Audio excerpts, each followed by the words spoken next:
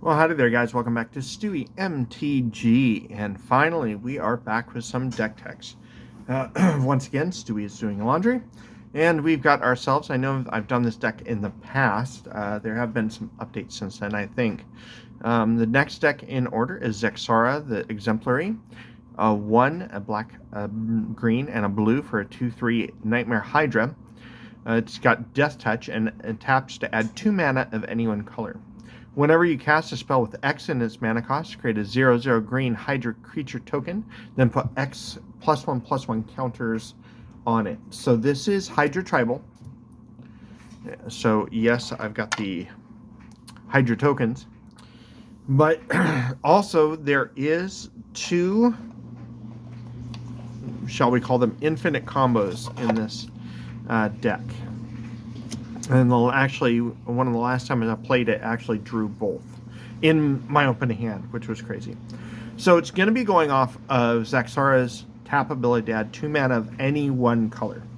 The first combination is Freed from the Real. 3 mana enchantment aura. Enchant creature. You can spend 1 blue to tap or 1 blue to untap enchanted creature. So with Zaxara's ability, you choose to produce 2 blue mana. You use 1 blue mana to untap it.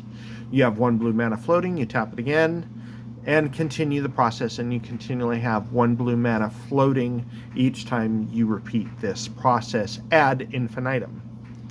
And similarly, we've got Penman's Aura, 3 mana enchantment aura, enchant target creature. The first ability is the one that we're going to be using, which is 1 blue, untap enchanted creature. So either Penman's Aura or the previous enchantment will give us unlimited blue mana, at least. And so that will feed into our X-Spell Tribal that we've got going. But before we get to the X-Spells, we need also some ramp to get Zaxara and these auras out. There's just a little bit. We've got the normal Arcane Signet, Commander Sphere. An interesting include was this Elementalist palette. I haven't been able to play it yet. Whenever you cast a spell with X in its mana cost, put 2 charge counters on this. You can add 1 mana of any color, or you can add 1 colorless for each charge counter on it. Spend this only to play spells that contain X, which is perfect because all of our instants and sorceries are X spells. We also have ourselves the Zygoth Crystal, also in there for the cycling. We have our Great Henge. Yes, this is a proxy. My real one is in another deck. My foil Great Henge is in another deck. 9 mana. This spell costs X less to play, where X is the greatest power among creatures you control. Usually I can play it for 4. Tap to add 2 green, you gain 2 life. Whenever a non-token creature enters the battlefield under your control, put a +1/+1 counter on it and draw a card. So once again, all of our creatures are going to be entering with +1/+1 counters on it. This gives it another one. And speaking of +1/+1 counters, we have the Ozolith. If one of my creatures leaves the battlefield, that includes my token creatures, I put those +1/+1 counters on the Ozolith, and then I can move those counters around. I need to protect my commander because the second Zaxara comes out, those who know what it does will want to target it. So we've got the Swiftfoot Boots and the Mask of Avacyn in order to deal with that. So let's actually jump right in to our creatures. There's 2 Hydra creatures in the deck. We've got Vorl of the Hulklid, just to double the number of counters on our crew. And the Managorger Hydra, because whenever a player casts a spell, you put a +1/+1 counter on it. So you're continually adding counters, even on other players' turns. I like the fact that it has trample.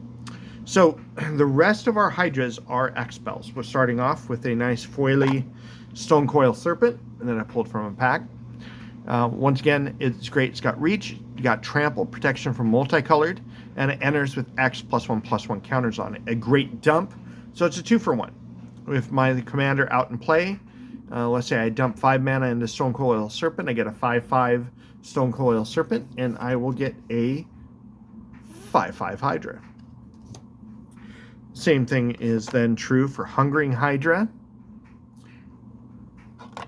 Mistcutter Hydra is great because it can't be countered and it's got protection from blue.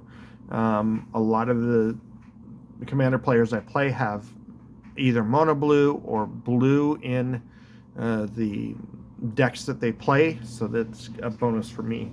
We got Ren's Run Hydra. It's got Reach, Voracious Hydra. It's got Trample.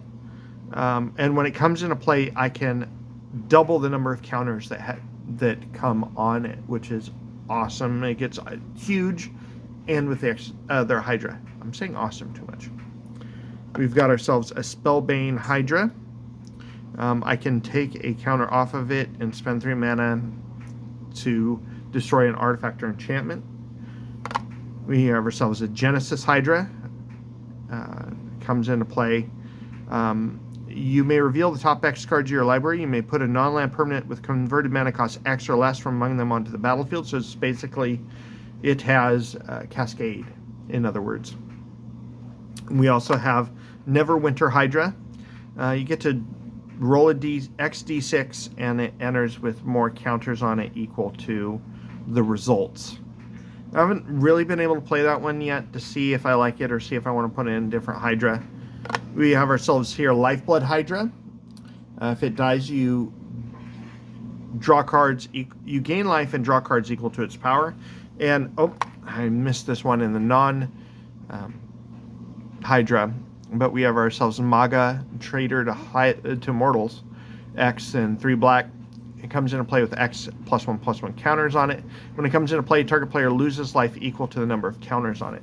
If I have unlimited mana to dump into X, this could be player removal. So with that, let's also look at the X spells. So not only are our creature X spells, but we also then have Exsanguinate.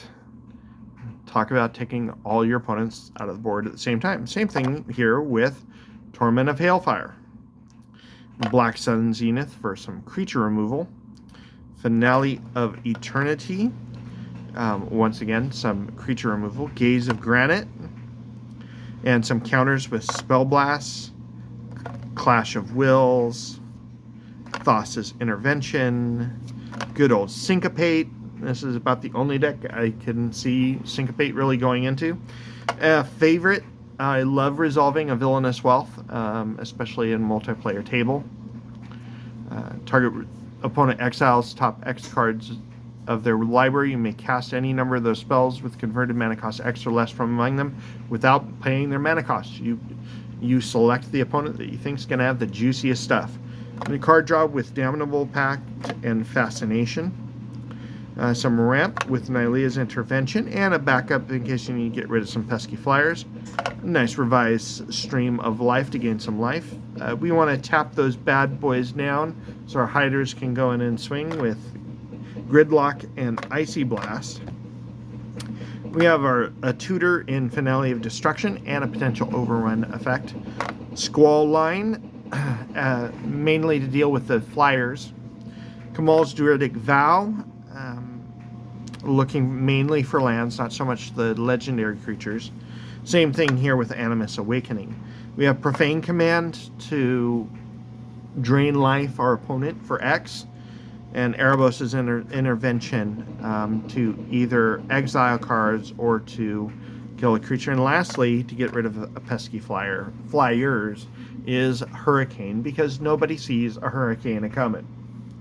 We have 2 Planeswalkers, and this is always kind of a flex spot in this deck.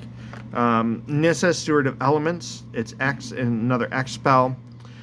Mainly it's using her 0 ability or +2 ability, not so much the land ability. And Nissa, Who Shakes the World, mainly to increase our green mana ramp. We have quite a few enchantments. We've got ourselves Mana Bloom, mainly to store up if we have excess mana sitting around, dump it into Mana Bloom, use it later. Helix Pinnacle as an alternate win condition. This is a nice foily one. If I've got nearly unlimited mana, I can dump 100 mana into this and win the game.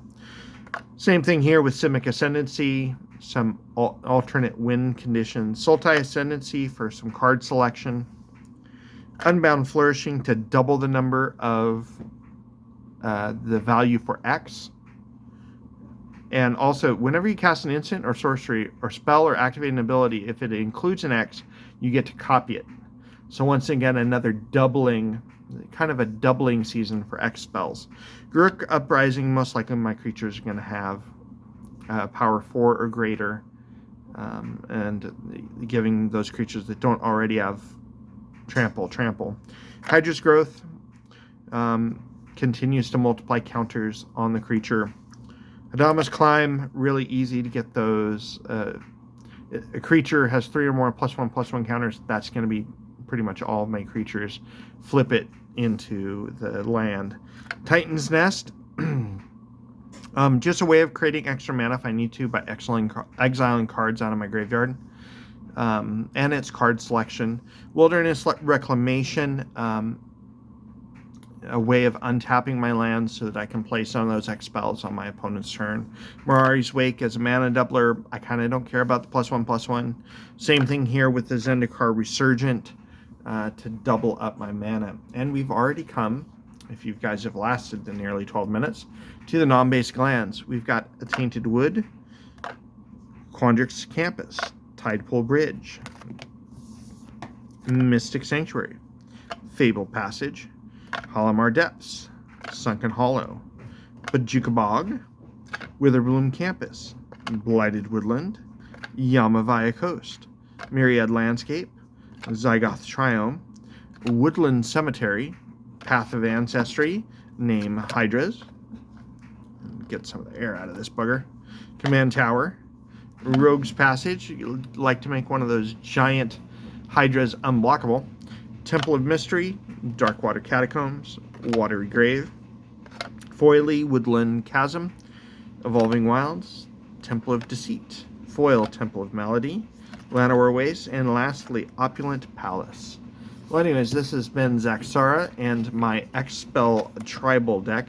Hopefully you guys enjoyed. Stay tuned. Next up on the block is Jorn, God of Winter, as we continue going through all of my decks. This has been Sweet MTG. Make sure you like, comment, subscribe. Catch you all later.